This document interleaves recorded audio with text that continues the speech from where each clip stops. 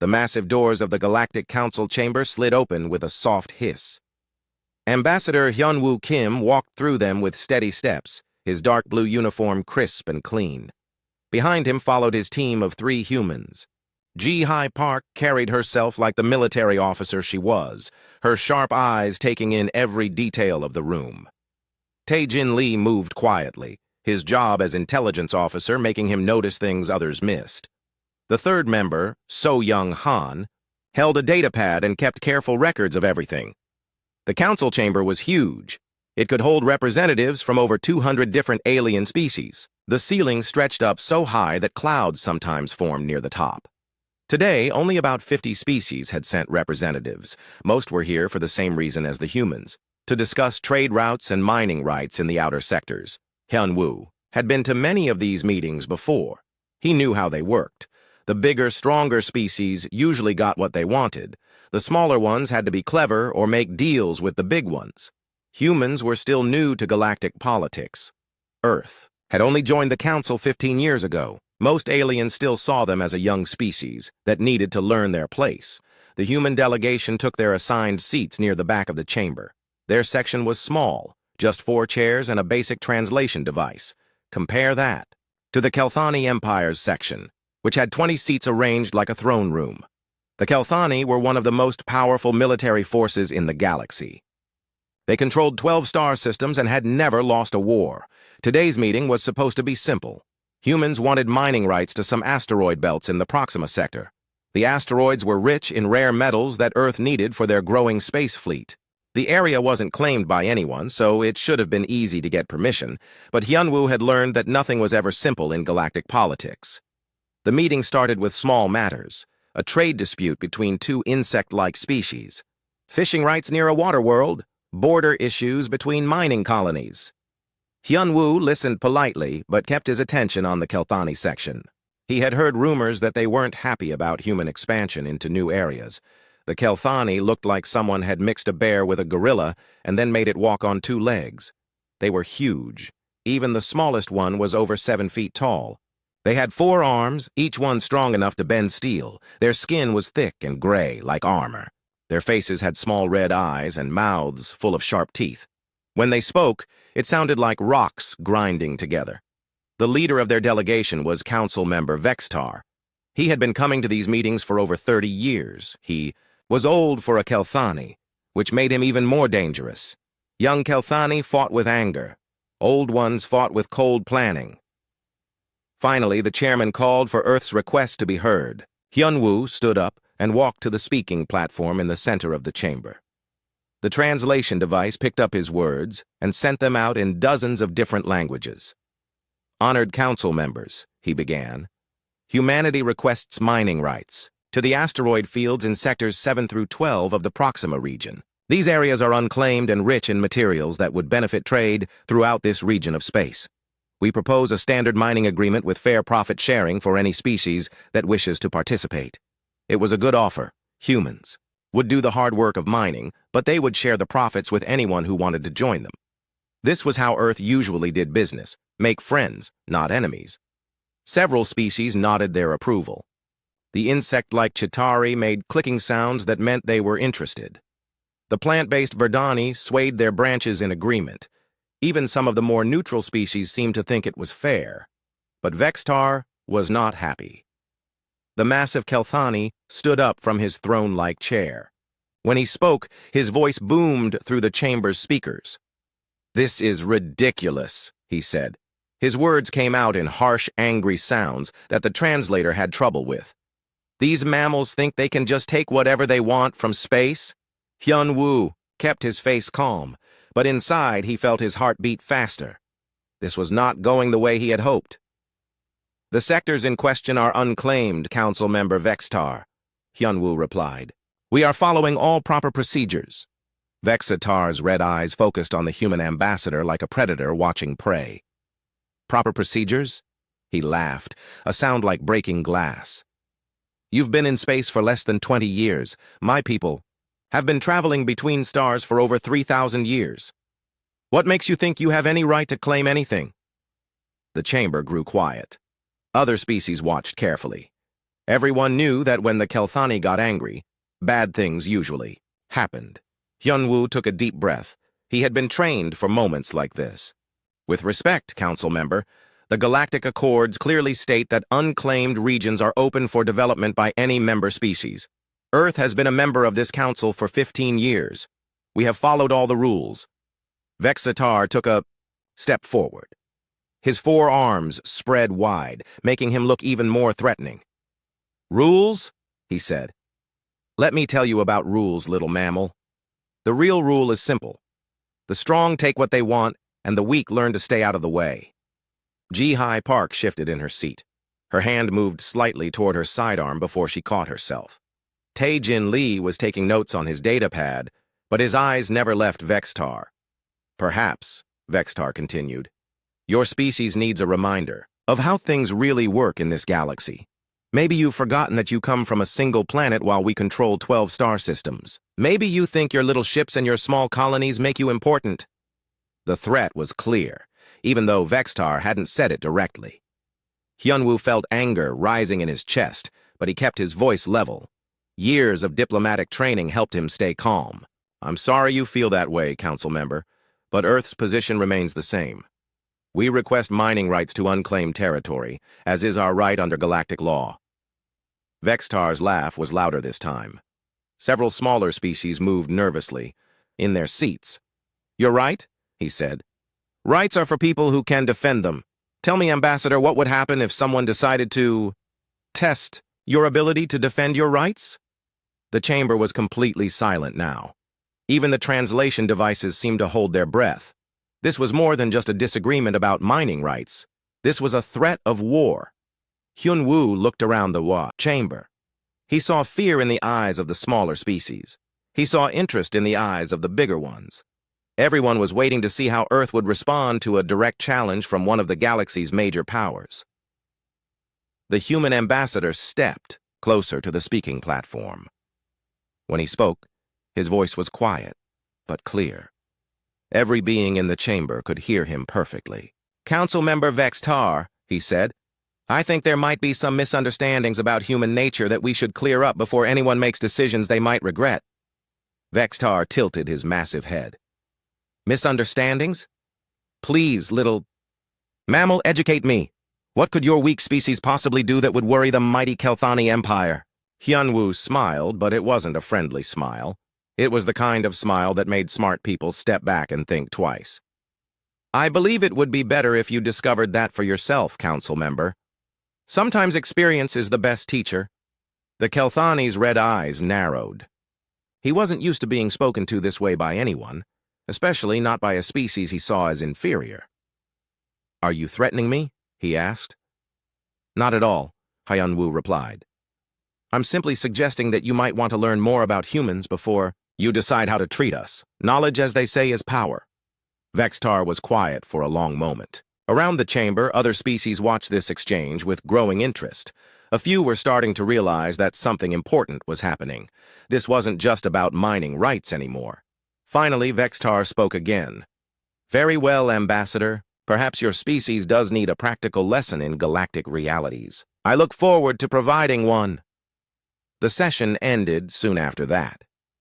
As the various delegations filed out of the chamber, Hyunwoo gathered his team. They walked back to their ship in silence. Only when they were safely inside their own vessel. "Did anyone speak?" "Sir," Ji-Hai said, "that felt like a declaration of war." Hyunwoo nodded slowly. "It was everything except the official paperwork," he agreed. "Tae-Jin, send a coded message to Earth. Priority Alpha. Tell them we may need to implement the special protocols." Tae-Jin's fingers flew over his communication device. "Message sent, sir. How do you think they'll respond?" Hyunwoo looked out. The viewport at the stars. Somewhere out there was Earth, and somewhere else was the Kelthani homeworld. Soon one of them would learn a lesson about underestimating the other. "I think," he said quietly, "that Council Member Vextar is about to get the education he asked for. I just hope his people are ready for the cost of that lesson." 3 days passed after the meeting at the Galactic Council. Vexatar returned to his homeworld feeling proud of himself. He had put those upstart humans in their place.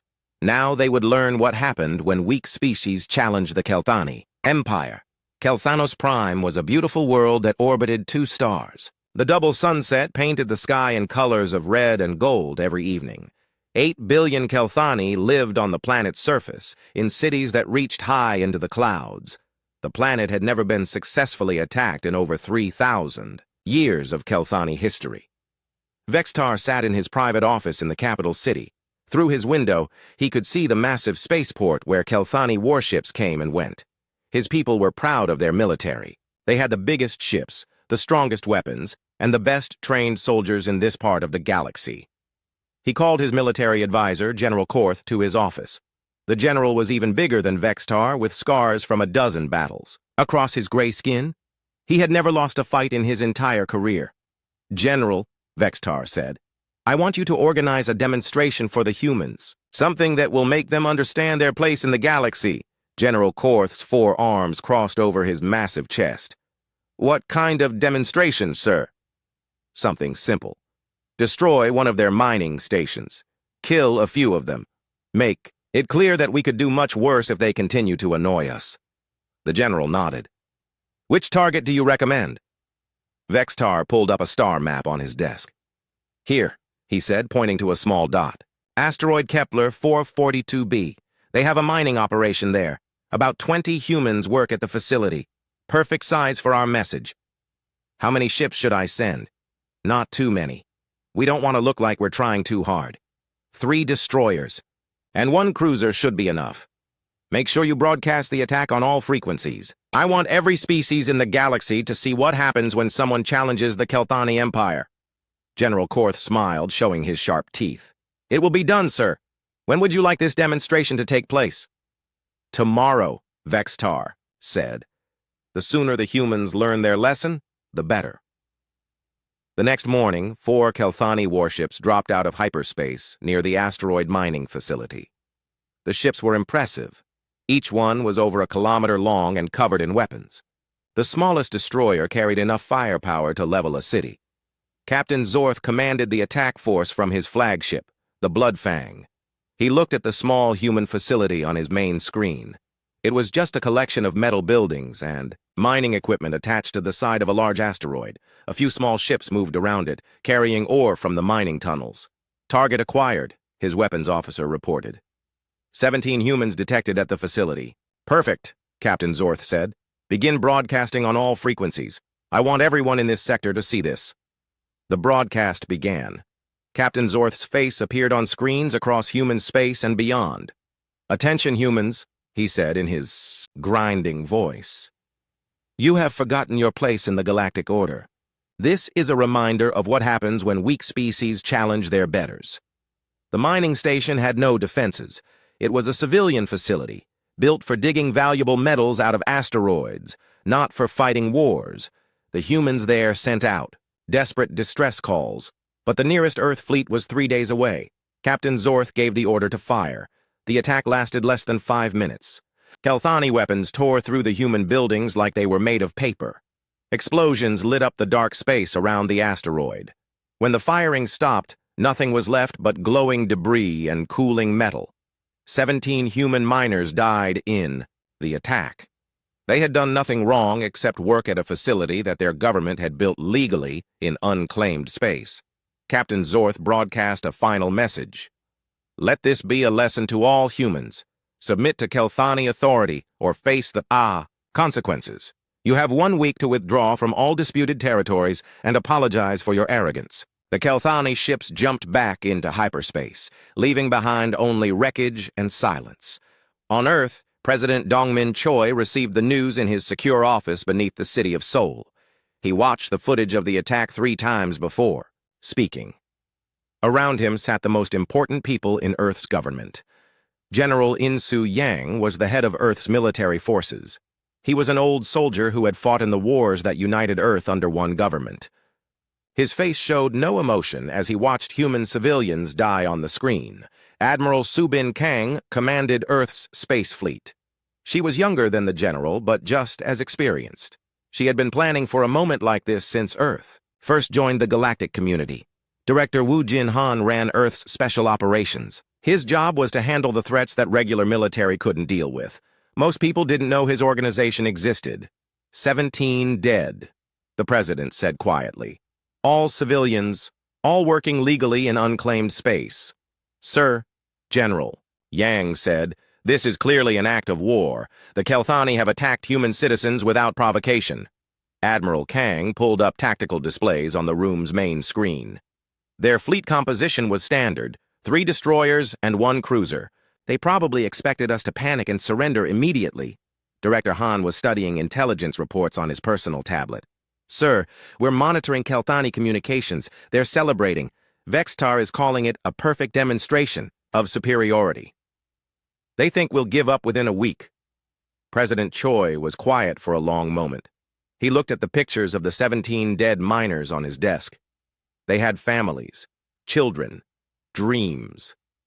Now they were gone because an alien politician wanted to make a point. Options? He asked. General Yang spoke first. Conventional response would be to attack one of their military bases, show them we can hit back. But their fleet is much bigger than ours. A straight fight would be costly. Admiral Kang nodded. We might win eventually, but we'd lose a lot of ships and people. The Kelthani have been building their military for centuries. We've only had a real space fleet for 20 years. Director Han looked up from his tablet. There is another option, sir. The president turned to look at him. What kind of option? Protocol 7, sir. The project we discussed last year. It's ready for deployment. Everyone in the room knew about Protocol 7. It was the kind of plan that you hoped you would never have to use. The kind that changed everything once you started it. General Yang frowned. Are we sure we want to go that far? Once we start, down that path, there's no going back. They killed 17 civilians, Admiral Kang said. And they're threatening to kill more if we don't submit to their demands. This isn't about mining rights anymore. This is about whether Earth will be a free world or a slave to alien bullies. President Choi thought about the choice in front of him. He could try diplomatic solutions, but the Kelthani had already shown they weren't interested in talking. He could fight a conventional war, but that would cost thousands of human lives and might not even succeed. Or he could show the galaxy that humans were not the weak species that everyone thought they were. Director Han, he said finally, prepare. Protocol 7 for immediate implementation. But first, send a message to Vextar. Tell him we need 72 hours to consider our response. And the real reason for the delay, sir? President Choi's expression was cold. We need time to wake up the Ghost Fleet. Across human space, hidden facilities began receiving coded signals. Ships that didn't appear on any official records started powering up their engines. Men and women who had spent years training for a mission they hoped would never come began preparing their equipment. On a secret base inside a hollowed-out asteroid, Captain Yunji Huang received her orders.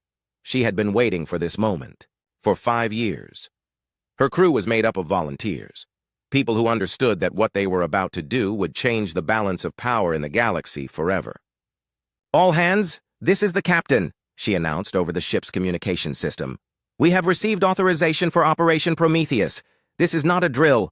All personnel report to battle stations. Lieutenant Commander Hyuk Jin Bae was the first to respond. He had lost his brother in a previous alien attack before Earth had developed better defenses. For him, this mission was personal. Chief Petty Officer Ye Jin Moon prepared the communication systems. Her parents had died when aggressive aliens had attacked a human colony ship. She understood exactly what the Kelthani were trying to do, and she was ready to stop them. Across the hidden fleet, similar preparations were taking place. 30 ships that officially didn't exist were getting ready to show the galaxy what humans could really do when they were pushed too far. The Kelthani thought they had taught Earth a lesson. They were about to learn that humans were very good students, but they preferred to be the teachers. The Kelthani Empire controlled 12 star systems, each one protected by massive fleets of warships. Their homeworld, Kelthanos Prime, was the crown jewel of their civilization. 2 bright stars gave the planet endless energy. Huge cities stretched across continents. The orbital defenses were so strong that military experts said it would take 1,000 ships to even threaten the planet. That was about to change. Captain Yunji Huang stood on the bridge of her ship, the Silent Thunder. Around her, 30 other vessels moved through hyperspace like ghosts. These ships didn't exist in any official records. They had been built in secret, using technology that most of the galaxy didn't know humans possessed. The Ghost Fleet was humanity's deepest secret. Each ship was designed for one purpose: to go places undetected and do things that conventional warships couldn't do. They were smaller than regular military vessels, but what they lacked in size, they made up for in advanced technology. "Captain," said Lieutenant Commander Hayok Jin Bei from his position at the navigation station, "we're approaching the edge of the Kelthanos system. Should I bring us out of hyperspace?" Yunji looked at the tactical display. The Kelthani homeworld was still 4 hours away at normal space speeds, but normal space was where they needed to be to use their special equipment. "All ships, drop to normal space," she ordered. "Activate stealth systems." The 30 human ships slipped out of hyperspace like whispers in the dark. Immediately, their quantum stealth drives came online. The technology was based on theories that human scientists had developed only 3 years ago. It bent light and radiation around the ships, making them invisible to almost every type of sensor. Chief Petty Officer Yejin Moon monitored the stealth systems from her station. "All ships reporting successful stealth activation, Captain. We're ghosts." The fleet began moving toward Kelthanos Prime at a steady pace.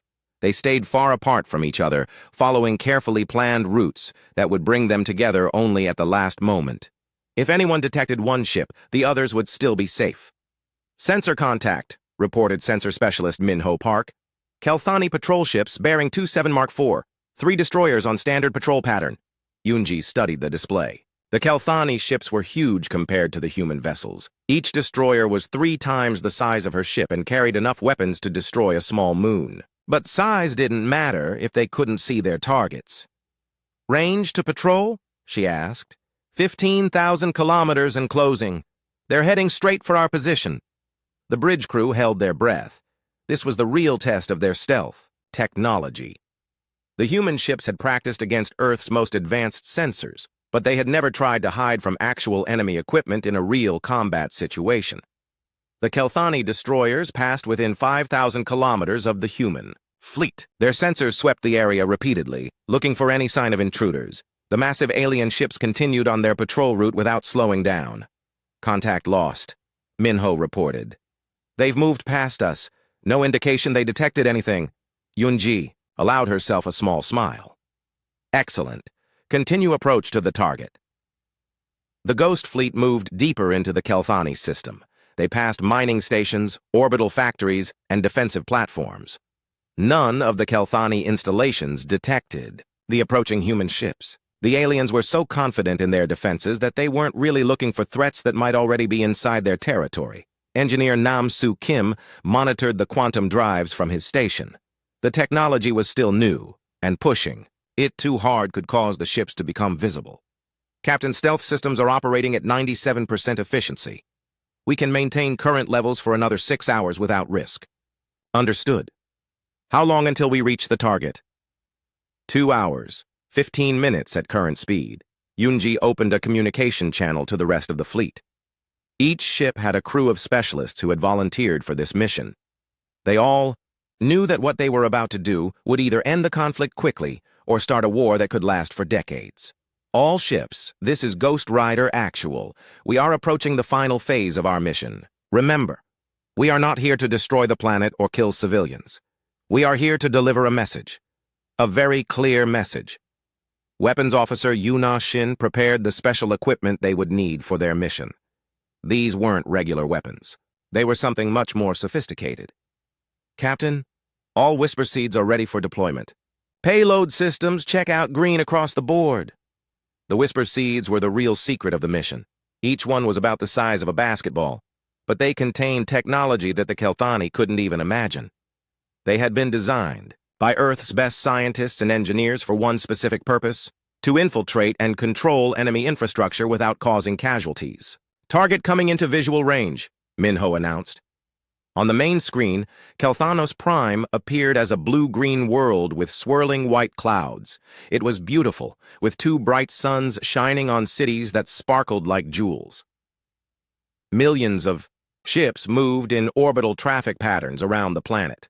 The defensive fleet was impressive. Battleships the size of city blocks, carriers launching fighter squadrons, and weapon platforms that could destroy entire fleets.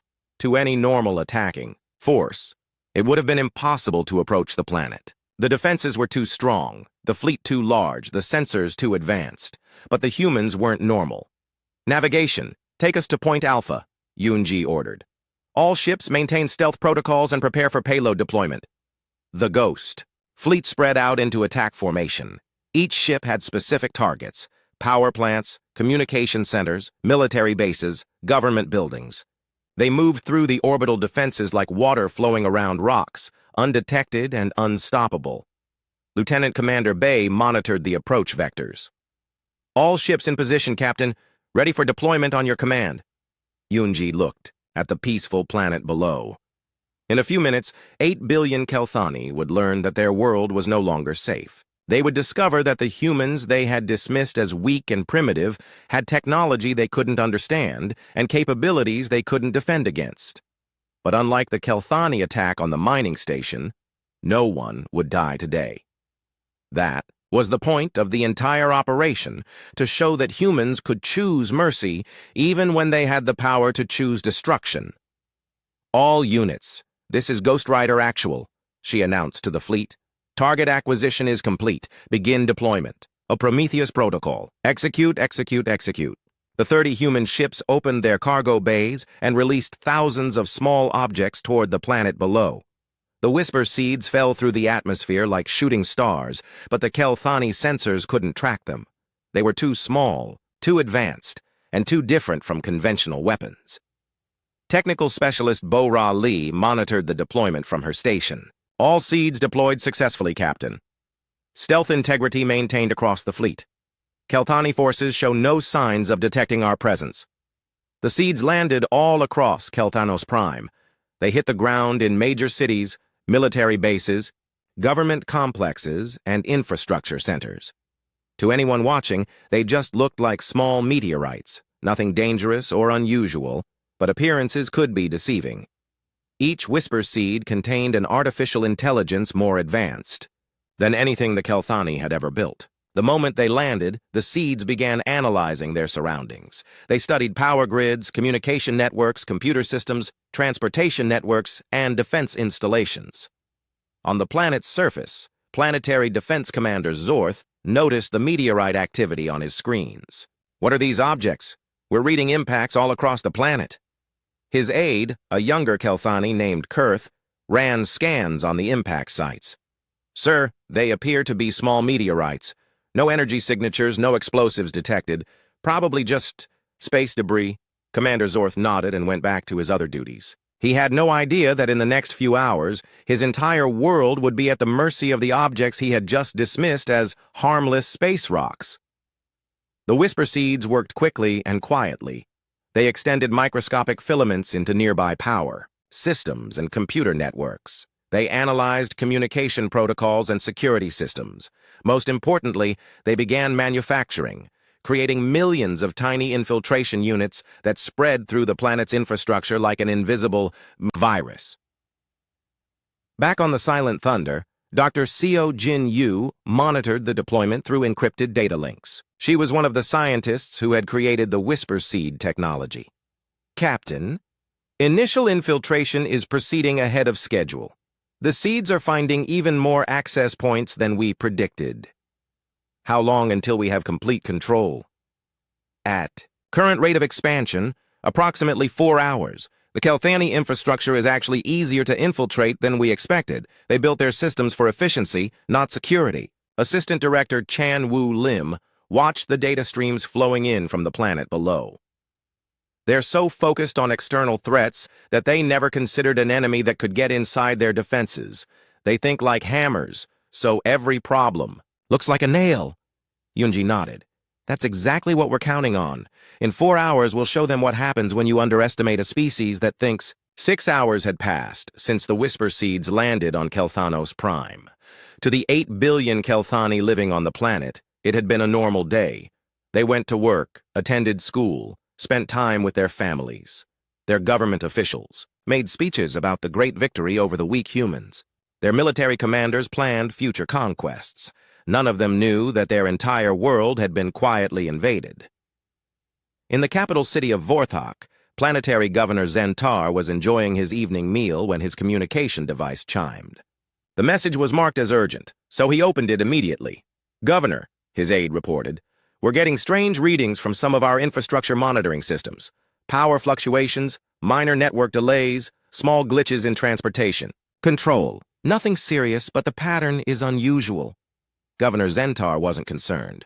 "Probably just normal system maintenance. Our infrastructure is so advanced that it practically runs itself. Don't bother me with minor technical issues." He had no idea that the minor technical issues were actually millions of microscopic human machines spreading through every computer system on the planet. The Whisper Seeds had been busy. Each seed had analyzed the local infrastructure and begun manufacturing specialized infiltration units. These tiny machines, smaller than bacteria, had spread through power lines, communication cables, and computer networks. They could control anything electronic, from simple light switches to complex military systems. But they remained hidden, waiting for the right moment to reveal themselves. On the secret human base monitoring the operation, Dr. Seojin Yu watched, data streams flowing in from across Kelthanos Prime. "Infiltration is complete," she reported to her team. "We now have access to 97% of their planetary infrastructure, power grids, communication networks, transportation systems, water treatment, food distribution, government databases, military command structures, everything." Assistant Director Chan Woo Lim studied the tactical displays. "What about their orbital defenses?" "Those too. The defense platforms are controlled from surface installations that we've infiltrated. We can disable their entire defensive fleet without firing a shot." Dr. Yu pulled up a three-dimensional map of Kelthanos Prime. Red dots showed the locations of critical infrastructure that was now under human control. There were thousands of them. "We could shut down their entire civilization right now if we wanted to. Power, water, communications, transportation, we control it all." "But we won't," Chan Wu said. "That's not the point of this operation." "No," Dr. Yu agreed. "The point is to show them that we could, but we choose not to. That's what makes humans different from species like the Kelthani. We have the power to destroy, but we prefer to create." The infiltration technology was based on principles that most alien species had never considered. While they focused on building bigger weapons and stronger shields, humans had learned to think differently. Instead of attacking from the outside, they went inside. Instead of using force, they used intelligence. The Kelthani thought of war as a hammer striking an anvil. Humans thought of it as water finding the smallest crack and then expanding when it froze. Dr. Yu opened a communication channel to Captain Yunji Huang, who was still maintaining position with the Ghost Fleet in the outer system. "Captain, we are ready to proceed to the final phase. All systems are under our control and standing by." "Understood, Doctor. What's the status of civilian safety protocols?" "All active. The infiltration units are programmed to avoid any actions that could harm civilians. Power to hospitals, schools, and residential areas will be maintained. Water treatment and food distribution will continue normally. We're targeting only military and government systems for the demonstration." Captain Huang nodded with satisfaction. "Perfect. Begin the countdown. 60 minutes to showtime." Across Kelthanos Prime, the hidden infiltration units prepared for activation. They positioned themselves at critical control points throughout the planet's infrastructure. Power stations, communication hubs, transportation networks, military bases, everything was ready. The Kelthani still had no idea what was coming. In his private office, Council Member Vextar was reviewing reports from across the Empire. The Kaiki. Attack on the human mining station had been perfectly executed. Several other species had already sent messages expressing their support for Kelthani actions. Some had even offered to help if the humans tried to retaliate. "Excellent," Vextar said to his aide. "The galaxy is learning that the Kelthani Empire will not tolerate disrespect from inferior species. How long until the humans surrender?" "Our intelligence suggests they will capitulate within the next 24 hours, sir. Their fleet is too small to challenge us directly, and they lack the resources for a prolonged conflict." Vextar smiled, showing his sharp teeth. As expected, these mammals may be clever, but they're not warriors. They'll submit rather than face destruction. He was about to learn how wrong he could be. At exactly 12 o'clock, Galactic Standard Time, 72 hours after the attack on the mining station, humanity delivered its response. Every light on Kelthanos Prime went out. At exactly the same moment, Governor Zentar was in a meeting with his department heads when the lights died. The room plunged into complete darkness. Emergency power systems tried to activate, but they failed too. Backup generators attempted to start, but they were also under human control. "What's happening?" the governor shouted into the darkness. "Get the emergency power online!" His technicians scrambled to their control panels, but none of them were working. Every screen was dead. Every system was offline. Even their personal communication devices had stopped functioning. Across the planet, similar scenes were playing out. The massive capital city went dark. Orbital traffic control systems failed, leaving thousands of ships floating helplessly in space. Military bases lost power to everything except life support systems. But this was only the beginning. On every major communication frequency across Kelthanos Prime, a message began broadcasting.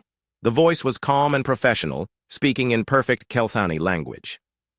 "Citizens of the Kelthani Empire, this is Admiral Subin Kang of the Human Defense Fleet. We regret that it has become necessary to provide you with an educational demonstration." In his darkened office, Vextar tried desperately to contact his military commanders. His communication equipment was completely dead. Even his personal emergency beacon wouldn't activate. He was completely cut off from the outside world. "Admiral," Kang's voice continued across all frequencies. "Your representative, Council Member Vextar, believed that destruction and fear were effective tools for diplomacy. He suggested that humans needed to learn their proper place in the cosmic order.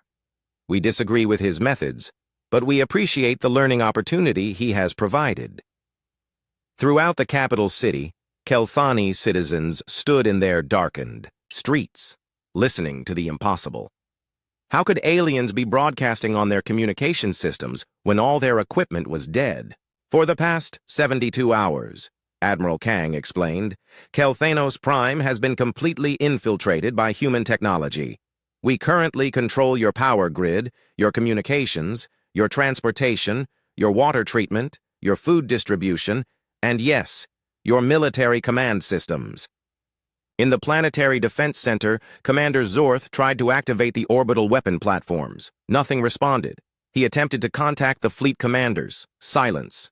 Even the basic defense screens were offline. This has been accomplished, Admiral Kang continued, without firing a single shot or harming a single Kelthani citizen. Our infiltration systems were deployed by ships that your sensors never detected, using technology that your scientists did not know existed. The true horror of the situation began to sink in across the planet. The humans hadn't attacked with massive fleets or powerful weapons. They had simply walked through the Kelthani defenses like they weren't there. Every system that the Kelthani depended on was now under alien control. "If we were the kind of species that Vexitar believes us to be," Admiral Kang said, "if we truly were primitive and brutal, every Kelthani would be dead by now. We could have poisoned your water supply, crashed your orbital stations, or simply turned off life support in your underground cities." Vexitar sat in his dark office, finally understanding the magnitude of his mistake. The humans hadn't just defeated the Kelthani military. They had made it irrelevant. They could control everything from power plants to space elevators.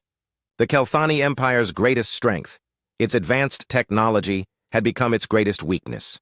Instead, Admiral Kang concluded, we offer this demonstration of what humanity calls proportional response.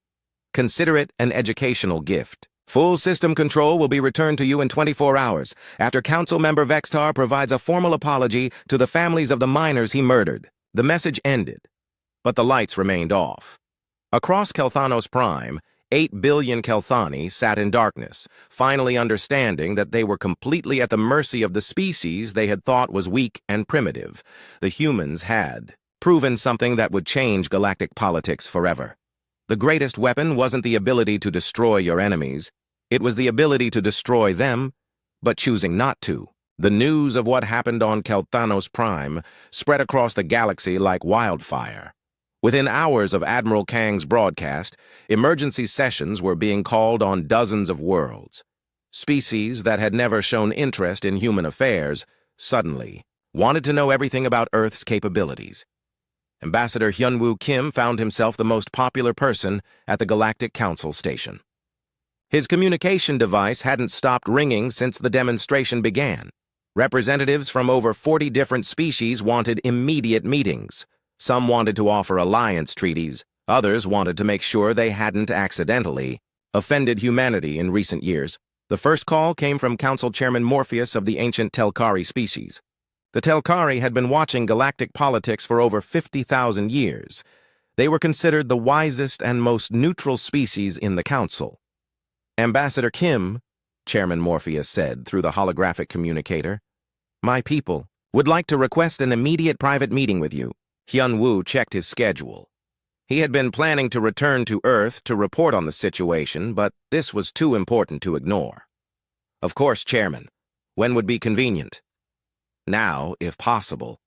What happened today has implications that go far beyond the current conflict with the Kelthani." An hour later, Hyunwoo sat across from the elderly alien in a private meeting room. Chairman Morpheus looked like a tall, thin human covered in silver scales. His large eyes held the wisdom of millennia. "Ambassador," the chairman began, "my people have been observing galactic civilization since before most species learned to use fire.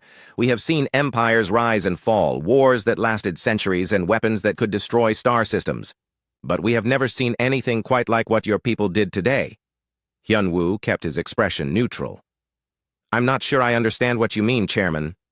The ancient alien leaned forward. "Please, Ambassador. We both know exactly what happened. Your people didn't just defeat the Kelthani military. You made it irrelevant. More importantly, you demonstrated a level of restraint that no other species in our records has ever shown." "How so?" "You had the power to extinct an entire species," Chairman Morpheus explained. "With their infrastructure under your control, you could have killed every Kelthani on their homeworld. Instead, you chose to prove your point without causing a single casualty. That level of moral development is unprecedented."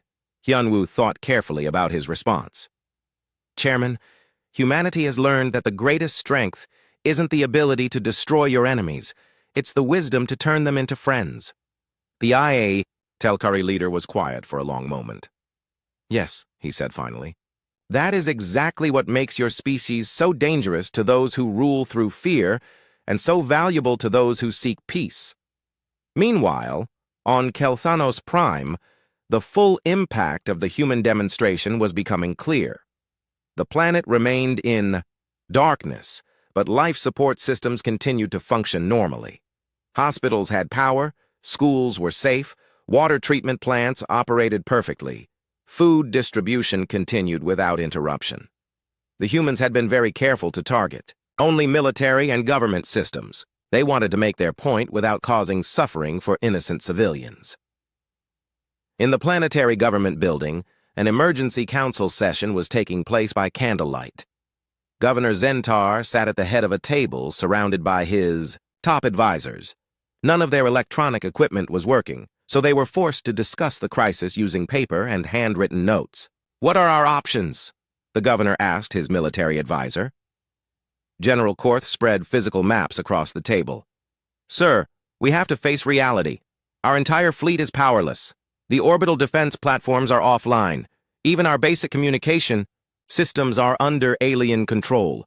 We cannot fight an enemy that can turn our own infrastructure against us." "What about our allies? Surely some of them will come to our aid." "Sir, I've been trying to contact our allies using emergency frequencies. The responses are not encouraging. Most of them are suddenly very busy with other matters. Some have actually suggested that we should apologize to the humans immediately." Governor Zentar slammed his fist on the table. "Apologize? To those mammals?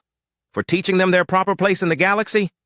"Sir," said his intelligence advisor quietly, "perhaps we misunderstood what their proper place actually is." The governor stared at his advisor. "What do you mean?" "Sir, the humans have demonstrated capabilities that we didn't know existed. They infiltrated our most secure systems without being detected. They took control of our entire planetary infrastructure without our sensors even noticing their ships. They could have killed all of us, but instead they chose to make a point. Maybe we were wrong about who the primitive species really is." Across the city, Council member Vextar sat alone in his dark office.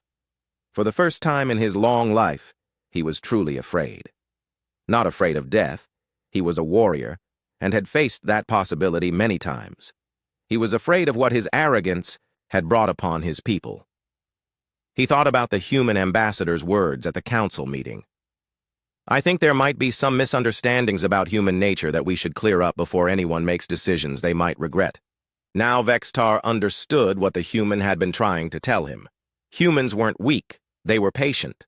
They weren't primitive. They were sophisticated beyond Kelthani understanding. They weren't afraid of the Kelthani military. They had simply made it irrelevant. Worst of all, they had shown mercy when they could have chosen revenge. His personal communication device suddenly crackled to life. Vextar jumped, startled by the unexpected sound. A human voice spoke in perfect Kelthani. "Council member Vextar, this is Captain Yunji Huang of the Human Defense Fleet. We need to talk."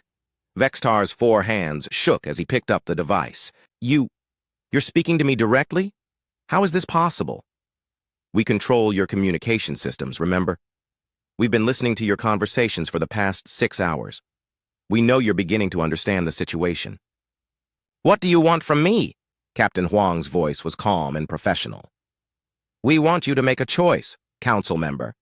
You can continue to believe that strength comes from the ability to destroy, or you can learn what humans have discovered.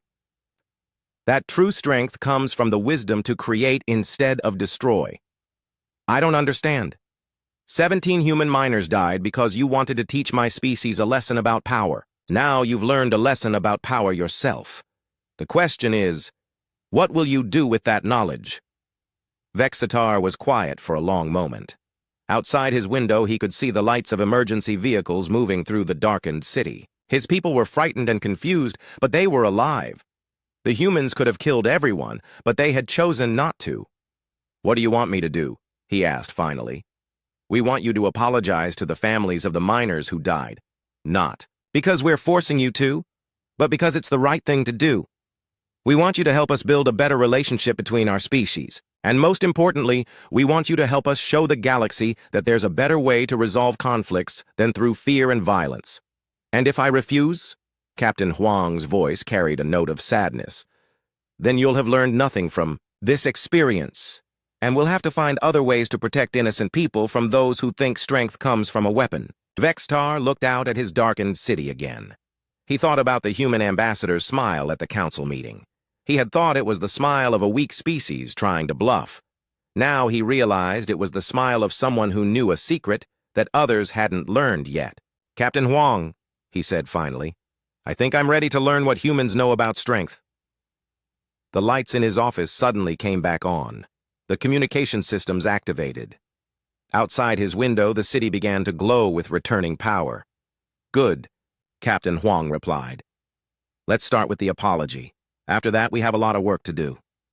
3 months had passed since the Kelthanos incident, as historians were already calling it. The event had changed galactic politics in ways that no one could have predicted. What started as a simple threat from an arrogant council member had become a turning point in how civilizations viewed power, strength, and diplomacy. President Dongmin Choi stood before the full assembly of the Galactic Council. Every species in the known galaxy had sent representatives to hear what Earth's leader had to say. The chamber was packed with beings of every shape and size, all waiting to understand how humanity had changed the rules of galactic civilization. Behind the president sat Ambassador Hyun-Woo Kim, Admiral Subin Kang, and surprisingly, Council Member Vextar. The massive Kelthani looked different than he had 3 months ago. His posture was less aggressive, his expression more thoughtful.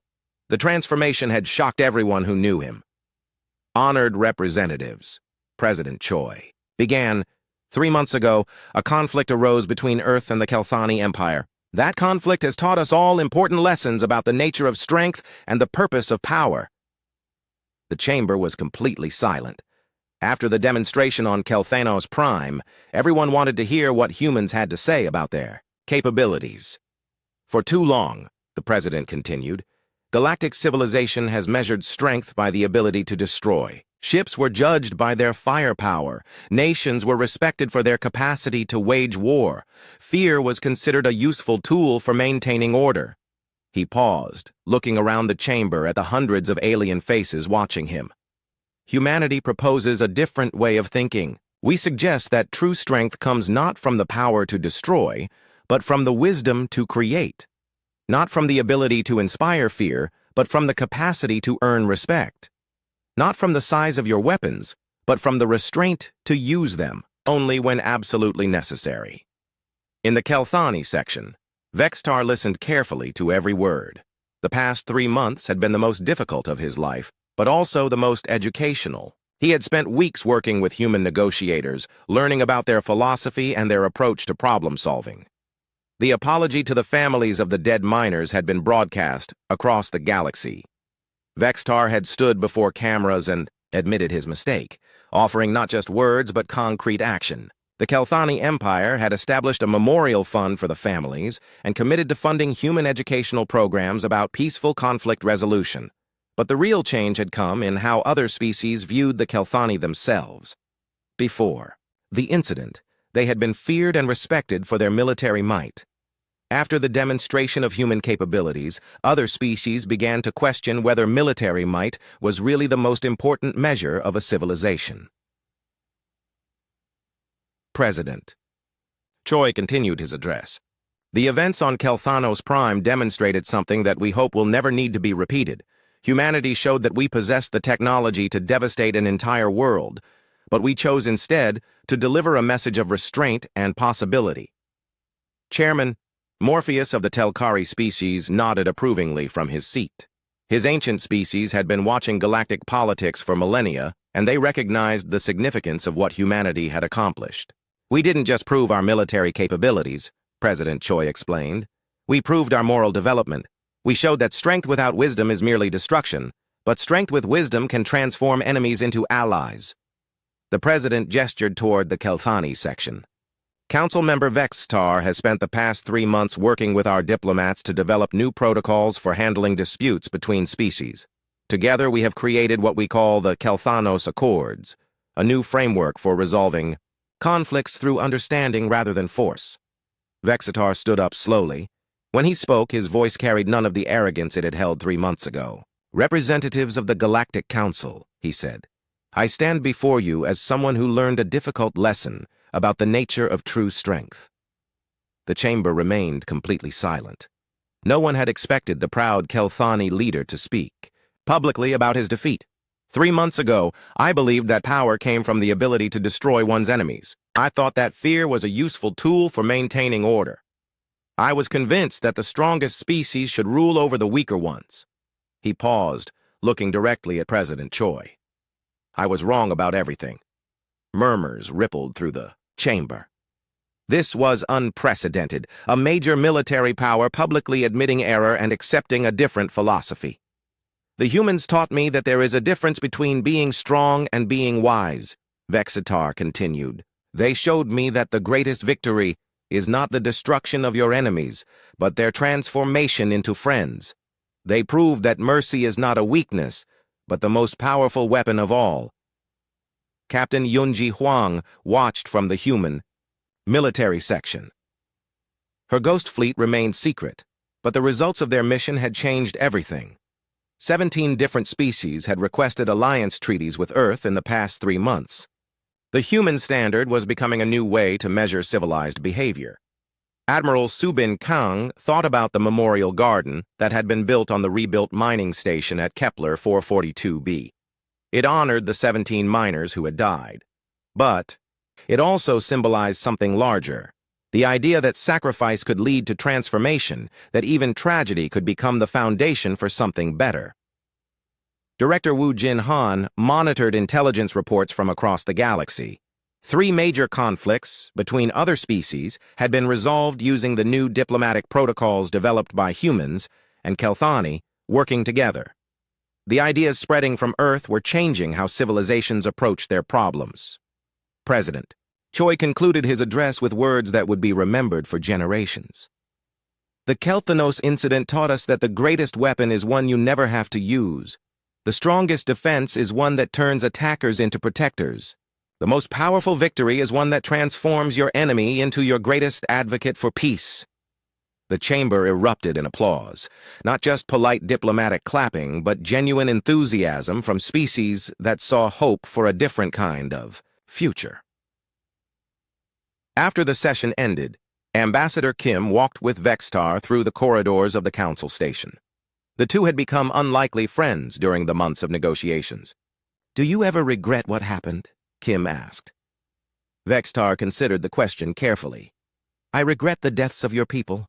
I regret the pain my arrogance caused. But I don't regret learning the lesson your species taught me. My people are better for it. The galaxy is better for it." "What will you do now?" "I'm returning to Kelthanos Prime to establish the new Peaceful Resolution Institute. We're going to teach other species what humans taught us.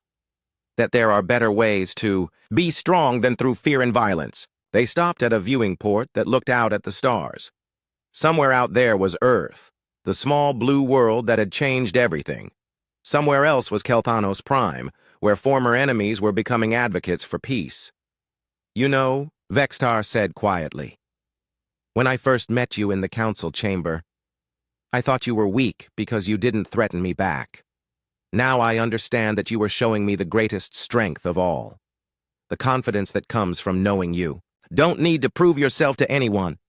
Kim smiled, the same smile that had puzzled Vextar months ago. "That's the secret humans learned long ago, during our own wars on Earth. The person who doesn't need to fight is always stronger than the person who wants to fight. And the person who can choose mercy when they have the power for revenge. That person," Kim replied, "is the strongest of all." Years later, when young beings across the galaxy studied the Kelthanos incident in their history classes, they learned about more than just human military technology. They learned about the day the galaxy discovered that true strength came not from the power to destroy, but from the wisdom to build something better. The mining station at Kepler 442b was rebuilt as a joint human-Kelthani facility. The memorial garden there became a place of pilgrimage for those who wanted to remember that even the greatest tragedies could become the foundation for transformation. 17 miners had died because of one alien's arrogance, but their sacrifice had inadvertently changed the galaxy forever, proving that sometimes the smallest actions could have the largest consequences, and that mercy was indeed the most powerful weapon in the universe. The human way of thinking spread to dozens of species. Conflicts that once would have led to wars were resolved through negotiation. Fear gave way to respect. Destruction gave way to creation. And at the center of it all was a simple idea that humanity had offered to the galaxy. True strength is not about what you can destroy, but about what you choose to build instead.